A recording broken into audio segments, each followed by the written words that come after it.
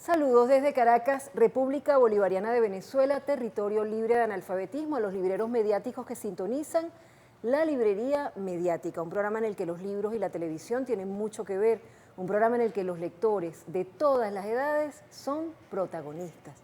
Hoy vamos a hablar con Rodulfo Humberto Pérez. Ya estuvo con nosotros cuando fue viceministro del Poder Popular para la Educación, ahora es ministro del Poder Popular para la Educación. Y eso no se improvisa, para eso uno vive una vida llena de experiencias. Y yo quisiera comenzar, Rodulfo, porque es tan importante en tu vida que te llamen maestro, hijo de maestros, maestro y maestro de verdad entregado a ese oficio, a esa profesión tan bella. ¿Cómo fue que decidiste ser maestro? Bueno, yo soy nieto de maestro. También. Mi abuelo Antonio Perejil era el maestro del pueblo de Macaira, en el estado Guárico. De hecho, aquí tengo el llavero que tenía mi abuelo, que era maestro del pueblo de Macaira en 1928. Aquí dice Antonio Perejil, 1928. Mi papá fue maestro, mi papá acaba de fallecer, fue maestro. Mi mamá es maestra, mi hermana, mis tías, vengo de una familia de maestros. Y yo empecé a estudiar en el año 1985 en el Pedagógico de Caracas. Y comencé a estudiar allí porque al ser toda mi familia una familia de educadores y de educadoras, teníamos una vinculación permanente con el pedagógico. Mi papá era profesor de allí, mis tías, mi hermana iban frecuentemente allá, eso es un centro de formación. Y yo tenía referencia de eso. Yo no quería ser maestro, no era mi interés ir al pedagógico para ser maestro. El pedagógico era un centro donde había una discusión de carácter político muy densa y muy interesante que a mí me atrajo mucho, ¿no?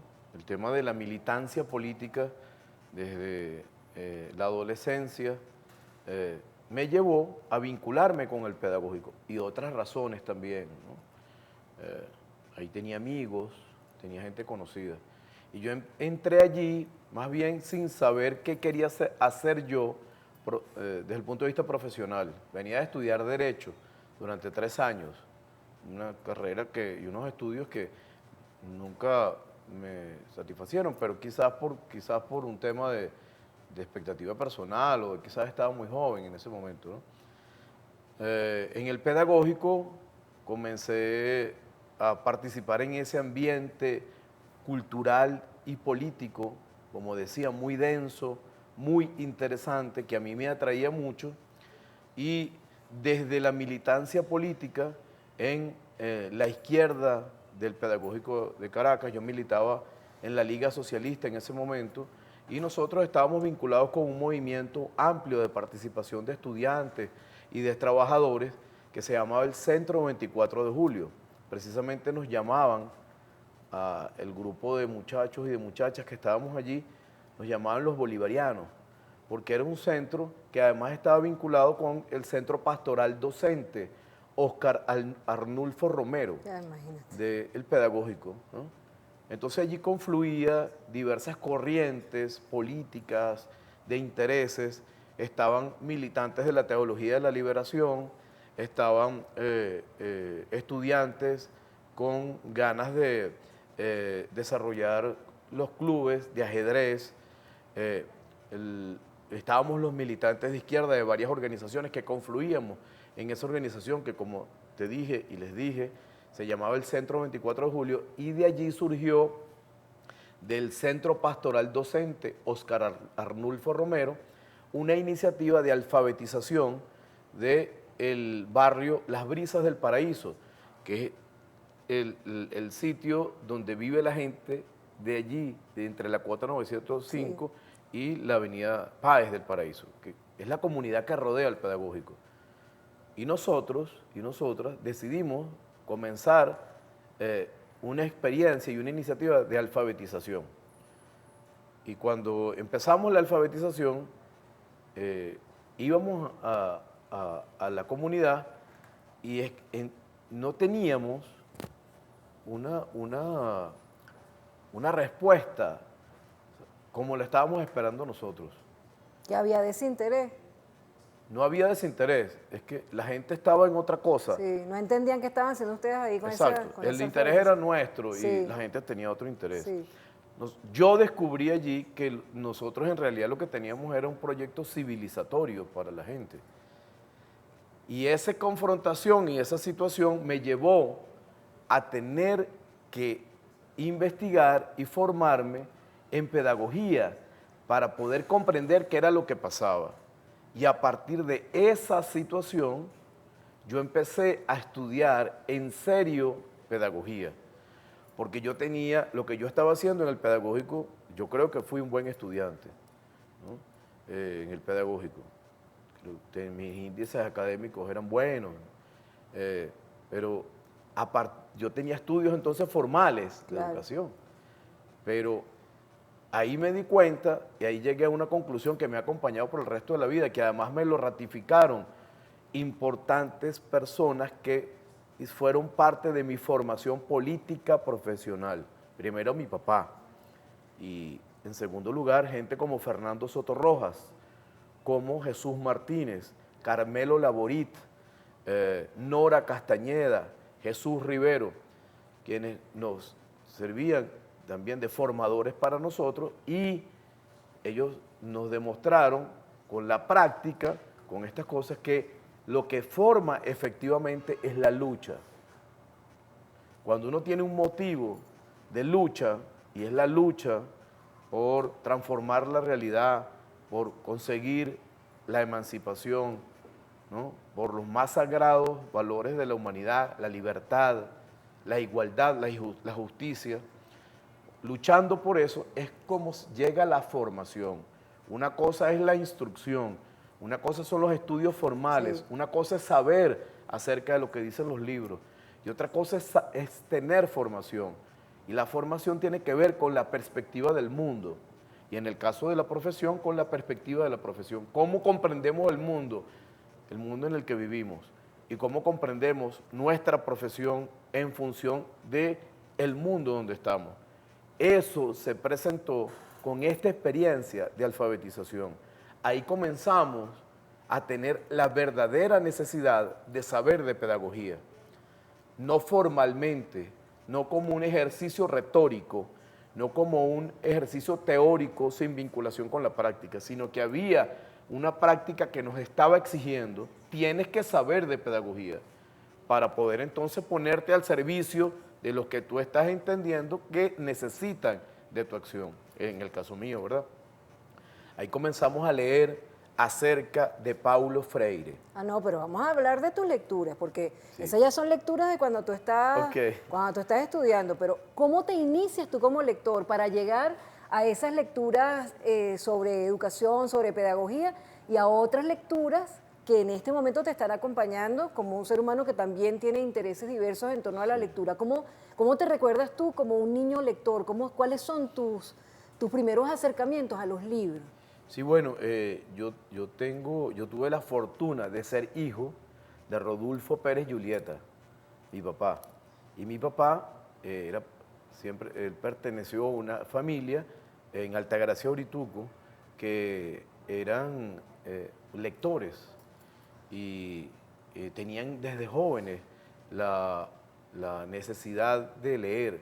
Mi tío Luis Pérez Julieta, mi tío Plutarco Pérez Julieta, mis tías, Yolanda y mi tía Mercedes, que está viva, mi tía Mercedes, es la mamá de Pedro Calzadilla. Ellos eran unos lectores, ¿no? Y entonces yo tuve la fortuna de tener ese padre. Y en mi casa había una maravillosa biblioteca.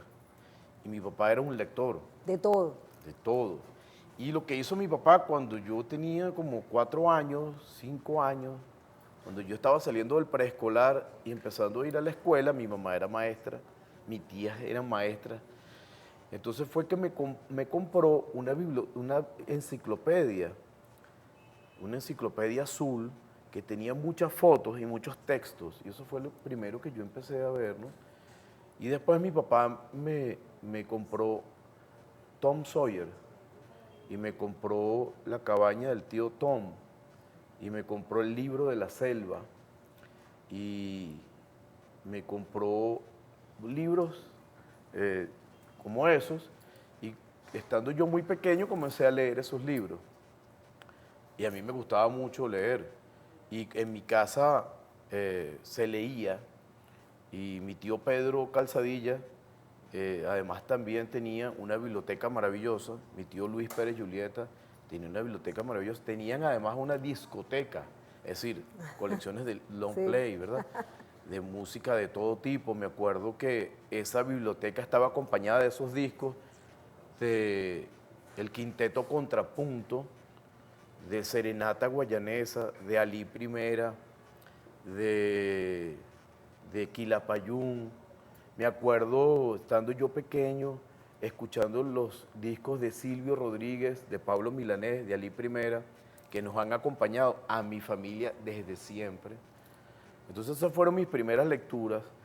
Después de la adolescencia, ya empezando, terminando la adolescencia, a los 20 años, entonces yo me acuerdo un libro que para mí fue muy importante. Lo leí en el año 1984, donde ocurrieron en mi vida importantes cambios, ¿no? Venía yo a estudiar Derecho, no quise seguir estudiando Derecho, pasaron cosas muy importantes en mi vida y ahí fue cuando me vinculé al pedagógico. Leí la biografía de María Antonieta de Stefan Zweig, ¿no? Stefan Zweig es un biógrafo maravilloso, tiene una colección extraordinaria de biografías, ¿no? Y yo recuerdo que yo creo que pasé un mes encerrado en mi cuarto leyendo la extraordinaria biografía de Stefan Zweig acerca de María Antonieta. Y entonces, hurgando en la biblioteca de mi papá, me conseguí con la colección de biografías de Stefan Zweig. Por ejemplo, la biografía de José Fouché. Esa la tenemos Isidoro y yo. Sí, se le encanta Isidoro. Sí, era extraordinaria la biografía de José Fouché, porque además José Fouché, que fue el ministro del Interior de Luis XVI, de la Revolución en todos sus periodos y después de Luis Bonaparte. Es decir, él pasó todos los periodos. Una cosa terrible, como una persona tiene la capacidad para mimetizarse, ¿no? Bueno, tuve acceso a esas cosas, tengo todavía un tesoro, por cierto, tengo yo con mi hermana Yolanda y con mi hermano Carlos y mi mamá, tenemos la tarea de organizar la biblioteca de mi papá. Entonces yo tenía ese tesoro maravilloso que era la biblioteca de mi papá, todavía la tengo.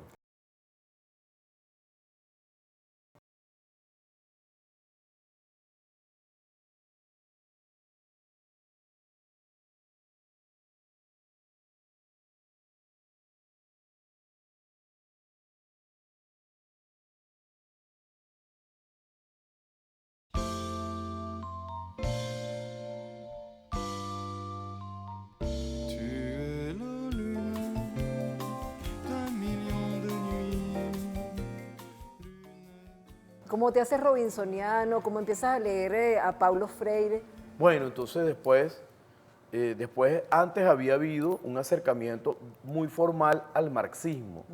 Yo empiezo a militar en la organización La Liga Socialista, donde tuve la oportunidad de conocer a gente extraordinaria, gente que son un ejemplo para mí, junto con mi papá, junto con mis tíos, Fernando Sotorroja, Carmelo Laborit, Jesús Martínez, Jesús Rivero, Nora Castañeda, otros compañeros, David Nieves, otros compañeros maravillosos, Marelis Pérez Marcano, que son ejemplos de militancia y de compromiso político. Ahí conocí al actual presidente de la República, Nicolás Maduro, ¿no? Un ejemplo siempre para nosotros, nuestro líder desde la juventud, Nicolás, si me permite el presidente decirlo así, por el cariño y el entrañable que le tengo. Él siempre destacó entre todos nosotros y era el líder de los jóvenes de la Liga Socialista. Fue nuestro líder, era el compañero que se destacaba más, ¿no? Yo había tenido estudios formales de marxismo, es decir, había leído el Manifiesto Comunista, había leído el Antiduring, había leído el Capital, había leído otras obras de Marx. Pero cuando comienzo a militar, cuando comienzo esta experiencia de la alfabetización, ya tuve la necesidad de comprender lo que estaba leyendo. Y ahí fue que llegué a Paulo Freire, la primera lectura. Y junto con Paulo Freire, hacer una lectura comprensiva del tema de la lucha de clases que está reflejado en el Manifiesto Comunista. Y junto con eso, leí otra cosa extraordinaria, que es la biografía de Bolívar de Hildalesio Liévano Aguirre. Una de las mejores, una de las más humanas, más Yo cercanas, creo que la más mejor. cálidas. Yo sí. creo que la mejor y la más comprometida con Bolívar. Como yo soy profesor de historia, y yo he tenido que dar clase de la guerra de independencia, y particularmente de Bolívar, y además como soy un militante revolucionario, yo antes que profesor y antes que maestro, soy un militante revolucionario. Entiendo el ser maestro desde ser militante revolucionario y entiendo que no se puede ser maestro si no hay una revolución. Si hay revolución, podemos ser maestros y maestras. Si no, tenemos que estar en la calle peleando por los derechos del pueblo. Si hay una revolución y existe un Estado socialista y existe un gobierno revolucionario del pueblo, los maestros podemos dedicarnos a ser maestros y maestras, ¿no? Pero claro, en la práctica tienes un privilegio porque estás ejerciendo un cargo que te permite hacer propuestas concretas y ver resultados concretos en torno al proceso de transformación curricular. Todas esas ideas, todas esas vivencias están ahora allí, todo el mundo participando, todo el mundo pensando. ¿Por qué es lo necesario, por qué es importante ese proceso de transformación curricular, esa adecuación de nuestra educación a la realidad que vivimos y a los proyectos en los que soñamos? Quiero aprovechar que dijiste que es un privilegio. Es un privilegio ser ministro de Educación de la Revolución. Y es un privilegio ser ministro de Educación del gobierno de Nicolás Maduro. Yo pienso algunas veces en qué vergonzoso debe ser ministro de Educación de un gobierno antipopular y de un gobierno entregado al Fondo Monetario Internacional, a las transnacionales del petróleo y a la embajada norteamericana. Algo verdaderamente vergonzoso, porque un ministro de Educación de un gobierno como ese tendría que estarle diciendo a los maestros y a las maestras del país, al pueblo entero, a los estudiantes, que no hay dinero, que hay que cerrar escuelas, mientras que yo he tenido el privilegio, lo cual además es un privilegio que genera compromiso con el pueblo y con el presidente Nicolás Maduro y con la memoria y la obra y el ejemplo del presidente Chávez. Poder entregar ahorita, como vamos a entregar la canaimita, 5 millones. Desde que yo tuve el privilegio y el compromiso de ser ministro de Educación, lo que he hecho es, María Elcira, darle aumentos salariales a los trabajadores de la educación, incorporar más de 65,000 madres procesadoras a la Corporación de Alimentación Escolar, dar más de 63,000 titularidades, dar aumentos salariales, aumentos de tickets de alimentación, inaugurar escuelas, distribuir canaimitas,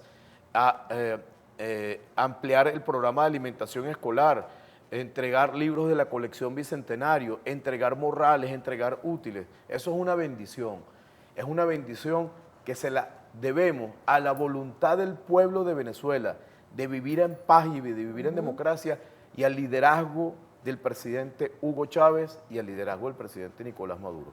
Habiendo dicho esto, entonces voy al tema de la transformación curricular. Que tiene que ver con todo esto, porque no sería posible si todo esto no siguiera andando. Así es. En la educación existe una paradoja. En Venezuela estamos todos orgullosos del sistema educativo, incluso los escuálidos. En Venezuela tenemos escuelas en todas partes. Somos casi 30 millones de habitantes y tenemos 10 millones de estudiantes. Pero así como estamos orgullosos de lo que tenemos en educación, hay una gran insatisfacción con el desempeño de la educación. Y eso tiene que ver con que lo que nos propusimos como pueblo y como país en estos primeros 17 años fue un sistema educativo inclusivo que revirtiera la terrible situación generada a partir de los años 80 y concretada en los años 90 de deterioro progresivo de todo el sistema público de educación junto con el sistema de salud. El neoliberalismo nos arrebató las instituciones públicas de salud y de educación para favorecer las clínicas privadas y una figura nueva que apareció que son los colegios privados. Y lo que hizo Chávez, ¿no?, fue restituir la posibilidad de tener instituciones públicas. Nosotros construimos como pueblo, ¿no?, de la mano de la dirección del comandante Hugo Chávez, un sistema educativo inclusivo. Desde la Revolución Francesa existe un objetivo de la humanidad que es la universalización de la educación. La burguesía nunca ha podido cumplir con ese ofrecimiento que tiene más de 200 años y solamente ese ofrecimiento se ha cumplido cuando ha habido revoluciones populares en América Latina. Cuba dignamente a la cabeza, Nicaragua, Venezuela, Bolivia y Ecuador. Son los países que teniendo procesos revolucionarios, procesos con una vocación popular, con una vocación de transformación y de beneficio a los pobres, a los humildes, a los trabajadores y las trabajadoras, ¿verdad?, pudieron entonces lograr la universalización de la educación. En otros países no se tiene universalización de la educación. De tal manera que nosotros tenemos el sistema educativo inclusivo del cual nos sentimos orgullosos. Pero lo que sucede en las escuelas, la aspiración que tenemos como pueblo no se encuentra satisfecha. Nosotros necesitamos de escuelas que estén al servicio del desarrollo de los estudiantes, del desarrollo de su personalidad y que esté al servicio de la construcción de una concepción ciudadana republicana, ¿no? Y efectivamente, con la construcción del sistema educativo inclusivo, la inclusión por sí misma es un gran logro revolucionario, pero necesita su desarrollo histórico. Y su desarrollo histórico tiene que ir entonces aparejado de que sin menoscabo a la inclusión, sin que sea necesario sacar a uno de los hijos del pueblo de Venezuela, de las hijas del pueblo de Venezuela, que están recibiendo educación en las instituciones oficiales, públicas y gratuitas que existen en Venezuela para educarlos, sin que salga ninguno, comiencen esas instituciones educativas a estar al servicio de la formación de la personalidad de los hijos del pueblo de Venezuela y de la constitución de una conciencia republicana. Son dos elementos que hasta ahora no hemos logrado conseguir. Para lograr ese elemento, nosotros tenemos varios obstáculos, tenemos dos obstáculos fundamentales. En primer lugar, la formación de los profesionales de la educación. La formación de los profesionales de la educación en Venezuela está centrada en una perspectiva que fracciona el conocimiento, en una perspectiva que escinde, separa la teoría de la práctica y que además está regida por una concepción de la docencia que establece que docencia es dar clases. Es una concepción anacrónica que no está acorde con los tiempos que estamos viviendo, ni con las aspiraciones de nuestro pueblo y las necesidades de nuestro pueblo.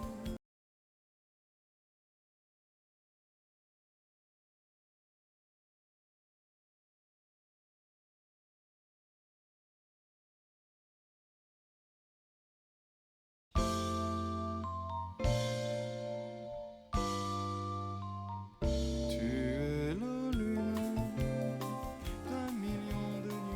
El otro tema tiene que ver, el otro obstáculo tiene que ver con la jornada de trabajo. Sí. La jornada de trabajo de un docente, de una docente de este país, está centrada en dar clase.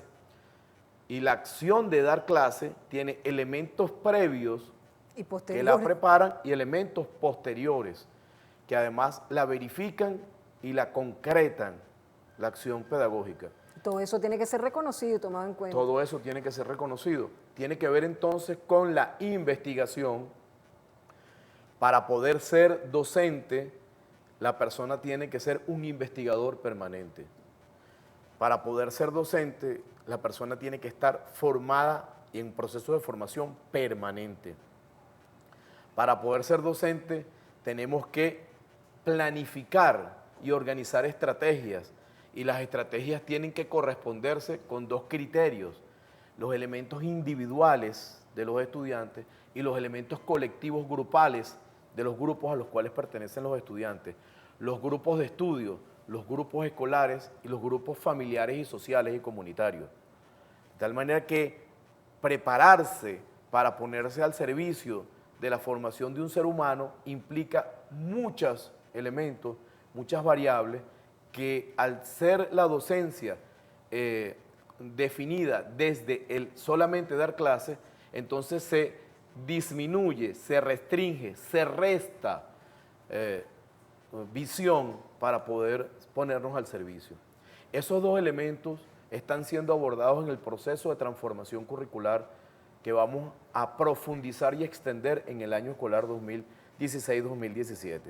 En el año 2014, el presidente de la República, Nicolás Maduro, nos orientó a nosotros. Estaba Héctor Rodríguez como ministro, yo era su primer viceministro, acá junto con otros compañeros y compañeras muy valiosos que nos acompañaron y todavía nos acompañan acá en el Ministerio de Educación, en las escuelas.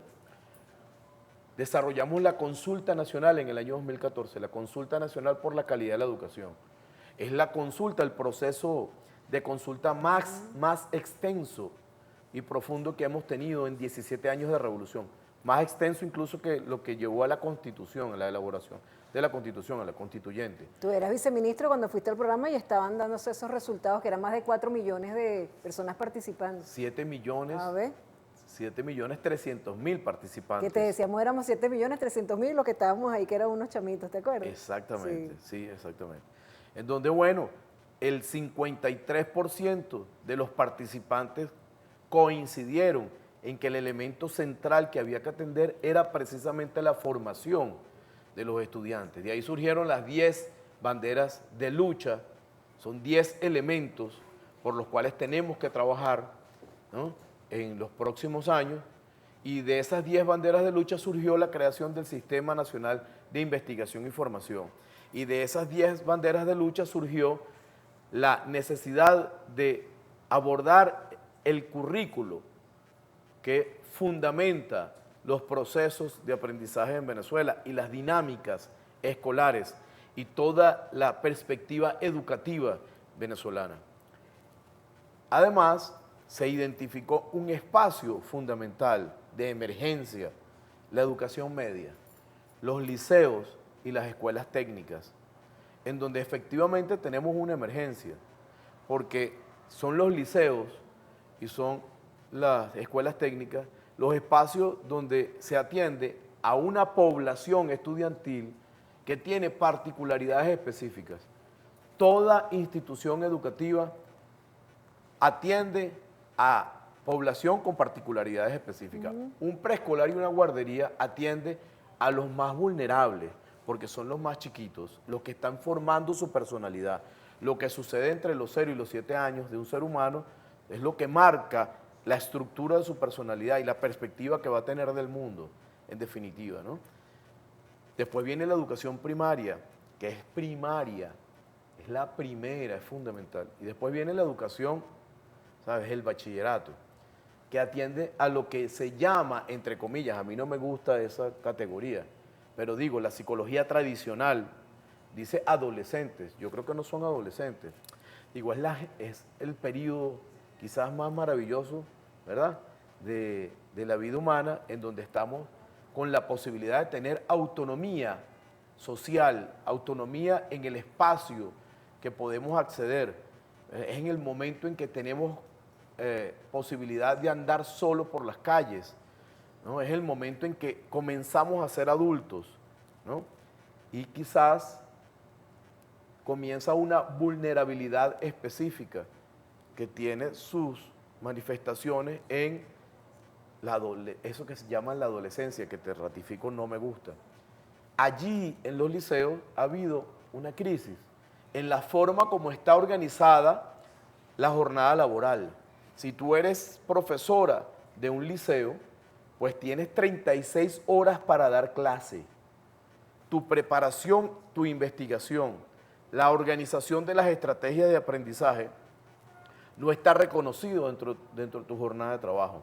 Pero además la posibilidad de evaluar y valorar el desarrollo y las conclusiones y las determinaciones del proceso de aprendizaje, la valoración y la evaluación, pues tampoco está concebido en la jornada de trabajo. Y además, los que trabajamos en educación media, yo soy profesor de historia, ¿no?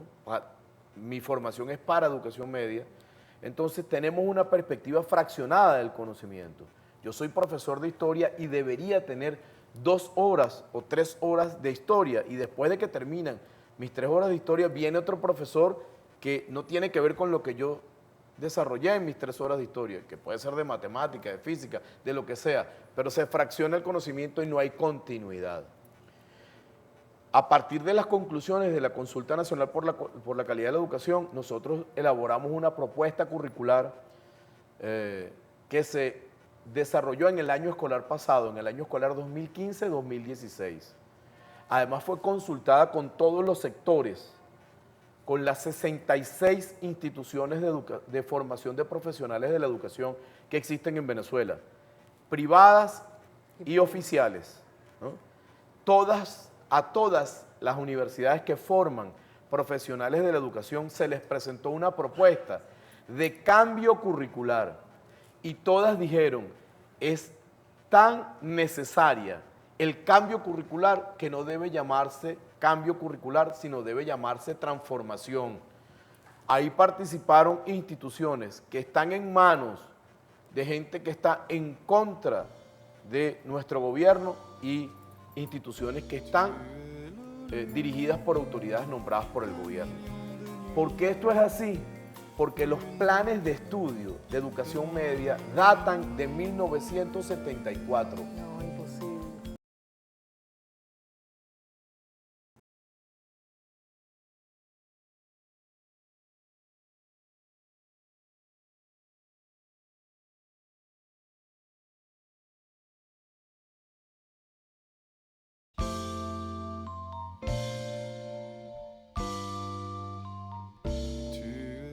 No tiene nada que ver con esta No realidad. tienen nada que ver. Ahora, todo esto, porque mientras tú me estás diciendo, yo pienso en la colección Bicentenario como una herramienta que ya va haciendo propuestas a todo lo que era necesario, que ya deja de ser, deja de haber compartimentos estancos entre los conocimientos, y entonces hay como una transversalidad del conocimiento en toda la colección Bicentenario.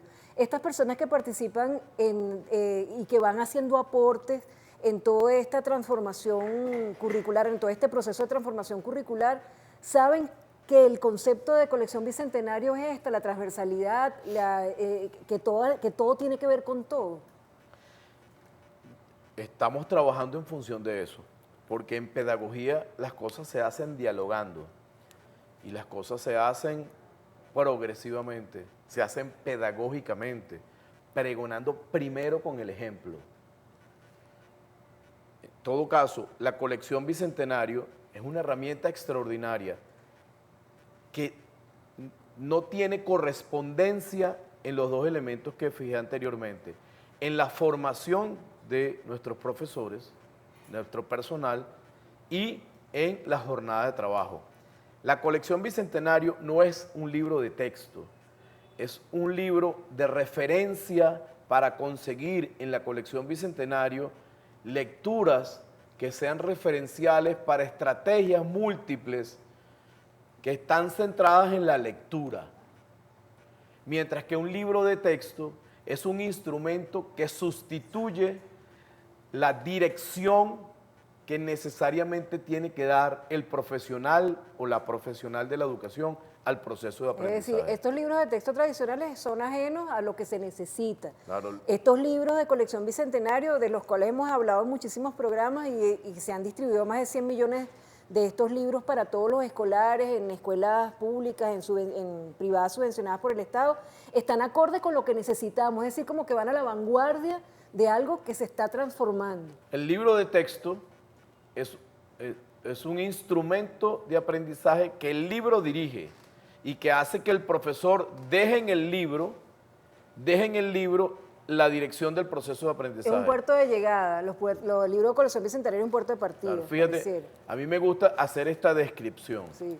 Un profesor que tiene todas sus horas para dar clase, entra al salón de clase y dice, silencio, saquen el libro de texto, ábranlo en la página tal, tienen de tal hora a tal hora para leer de la página tal a la página tal. Y después de que lean de esa página a la otra página, van a buscar la página tal donde están las preguntas que el propietario de la editorial que hizo el libro de texto redactó para que yo se los dé a ustedes y ustedes aprendan. Soy inaceptable. Listo, comenzamos. Así funciona el libro de texto. El libro de texto de la editorial privada está diseñado para la jornada de trabajo que tenemos. Una jornada de trabajo agobiante que centra la docencia en dar clase.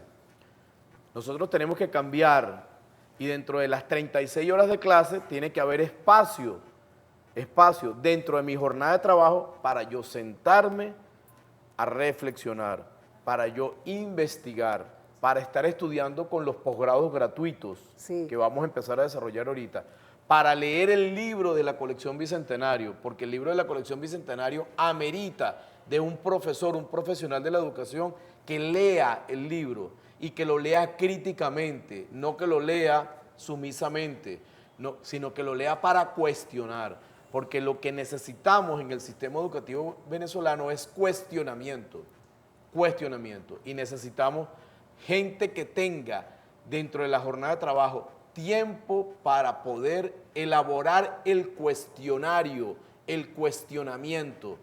Cuando el cuestionario es desde la perspectiva que cuestiona, que confronta, entonces no es un cuestionario instrumental, sino es una herramienta de aprendizaje que fundamenta y que es base de un proceso maravilloso que busca desde el cerebro, desde las vivencias, desde el contexto social del profesor, activarse con el cerebro, con la vivencia social, con el contexto del estudiante y del colectivo de los estudiantes. Bueno, es ese el enseñar a aprender que nos decía Robinson, Claro. es ese hacer que los niños sean preguntones y los maestros también. O sea, a mí siempre me gustó desde el principio de la colección Bicentenario e incluso los primeros gazapos que hubo, como en todo libro, yo decía, convirtámoslos en oportunidades pedagógicas, vamos a buscar, hacer nosotros detectives de esos libros, ver si hay algún gazapo y avisar y que en la próxima edición se corrijan, porque ningún libro es perfecto. Entonces, esa colección Bicentenario que es tan de vanguardia y que necesitó muchísimos años de investigación y que al principio nadie les hacía caso, fue el presidente Chávez que aceptó el proyecto que venía proponiéndose y nadie le hacía caso, y que se hizo posible hace unos años, esa colección Bicentenario, y en eso pues nosotros también lo hemos celebrado, desde el principio incluyó esa reflexión del artículo 9 de la Ley Orgánica de Educación, en la que se pedía que se hicieran unidades de análisis crítico de medios en todo el sistema educativo. Y en cada libro de colección Bicentenario hay como una gotica de análisis crítico de medios. Pero la situación de la distorsión mediática es tan fuerte que a un grupo de periodistas se nos ocurrió que debía hacerse una colección especial en Colección Bicentenario que abordara el tema de educación crítica sobre medios de comunicación. Y yo siempre te lo había planteado y este año nos montamos en eso. José Guariguata impulsó Rodolfo Humberto Pérez, impulsaste tú, impulsaron investigadores de Senamec, muchas otras personas se han unido. Foro permanente sobre de educación crítica sobre medios de comunicación. Empezó el 8 de junio acá, en el Ministerio de Educación. Citamos a 10 personas y vinieron 100. Citamos a algunas personas que vinieran a acompañar a dar 10, citamos 2 o 3 y vinieron como 12. Estaba allí el profesor Luis Angulo, el investigador Rod Medina, estaba de la misión Leer y Escribir de Guárico, Volmer Uzcategui, se ha incorporado también Carola Martínez, estaba Isidoro Hugo Duarte, estaba Iván Padilla Bravo. Y a partir de ahí vino como una avalancha de entusiasmo que ha incorporado muchísimas personas, no solo en Caracas, sino en otras ciudades de Venezuela, y que va a tener como un muy interesante foro en pocas semanas para compartir con el ministro del Poder Popular para la Cultura y el ministro del Poder Popular para la Comunicación, Freddy Ñáñez y Luis José Marcano, incorporarlos a este foro, porque no puede ser solamente el Ministerio del Poder Popular para la Educación que se eche a las espaldas la carga del análisis crítico de medios. ¿Tú cómo valoras esto, de esto que hemos ido avanzando, de lo cual tú estás absolutamente enterado e imbuido, de darle una importancia grande al análisis crítico de medios, a la educación crítica ante los medios de comunicación, a la postura crítica permanente que ya tú lo has mencionado, ante todo, ante la ciudadanía, ante los libros, ante uno mismo? ¿Por qué darle ese interés especial y hacer unos libros de colección bicentenario en esa materia? ¿Por qué es importante?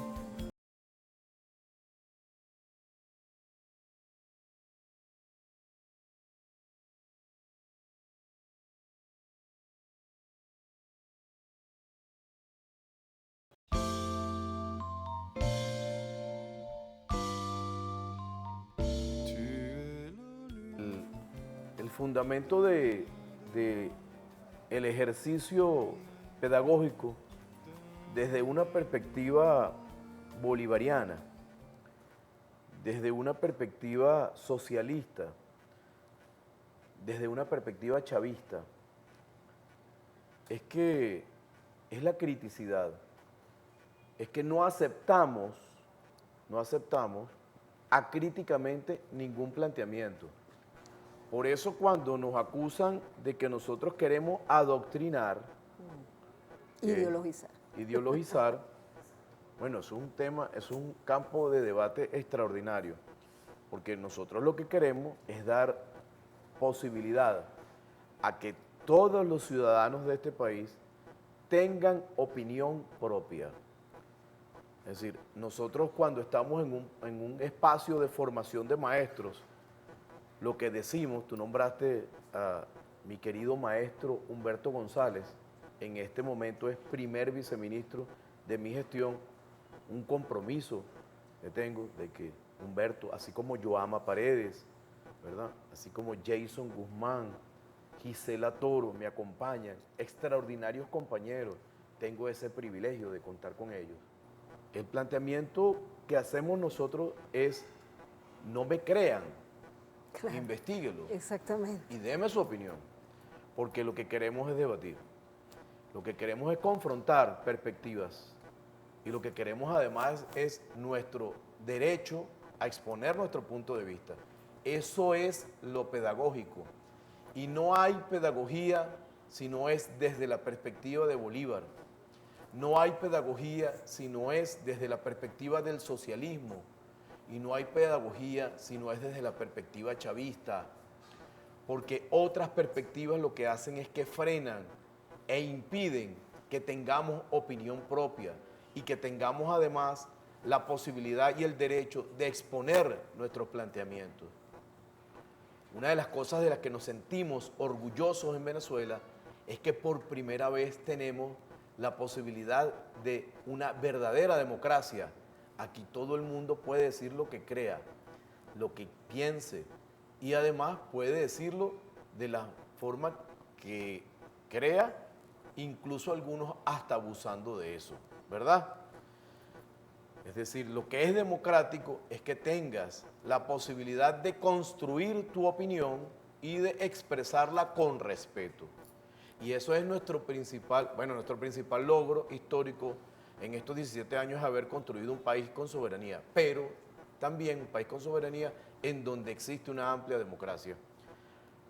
La Ley Orgánica de Educación nos exige que tengamos una perspectiva crítica acerca de los medios de comunicación, porque los medios de comunicación, al ser empresas privadas, están al servicio del capital que es propietario del medio de comunicación, sin posibilidad de que los trabajadores de los medios de comunicación puedan ejercer su opinión, pero además sin dar cuenta social de los compromisos que se tienen, porque Venezolana de Televisión, ese tesoro que tenemos los venezolanos y las venezolanas, decimos que somos ¿me permites que diga que soy también de Venezolana de Claro, Televisión? pero si somos todos Claro, venezolanos de porque somos, televisión. ¿verdad? Claro, entonces este es el canal de todos los venezolanos porque aquí se puede expresar lo que queramos desde la perspectiva bolivariana, desde la perspectiva de la soberanía y de la perspectiva de la defensa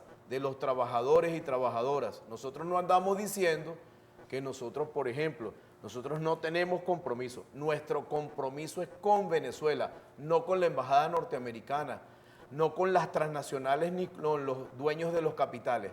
Nuestro compromiso es con los trabajadores y trabajadoras de este país, que son los que construyen este país, y con la gente humilde de este país. Damos cuenta entonces de nuestros compromisos.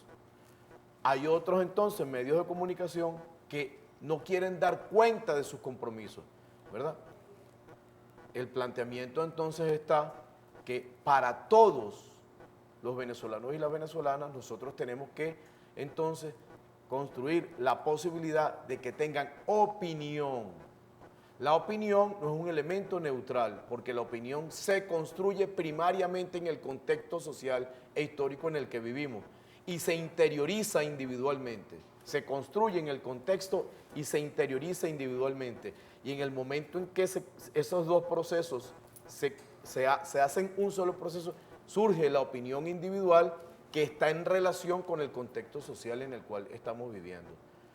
El planteamiento que estamos haciendo con esta iniciativa maravillosa es que el pueblo de Venezuela tenga la posibilidad de ejercer su voz y tenga espacios para decir lo que piensa y que además tenga espacio para decir lo que piensa acerca de algo tan sagrado y tan difícil de abordar como es el tema de los medios de comunicación. Porque al ser ellos los propietarios de la voz, entonces nos quitan la voz a todo el mundo. ¿No es que con esta iniciativa extraordinaria lo que estamos haciendo es que estamos propiciando que tengamos opinión? A nosotros en realidad no nos importa, bueno, nos gustaría que la opinión, ¿verdad? Y es para eso está orientada, a que la opinión sea para defender a nuestro país, a que la opinión sea para defender la justicia y la igualdad, a que la opinión sea para defender la paz y la democracia, ¿verdad?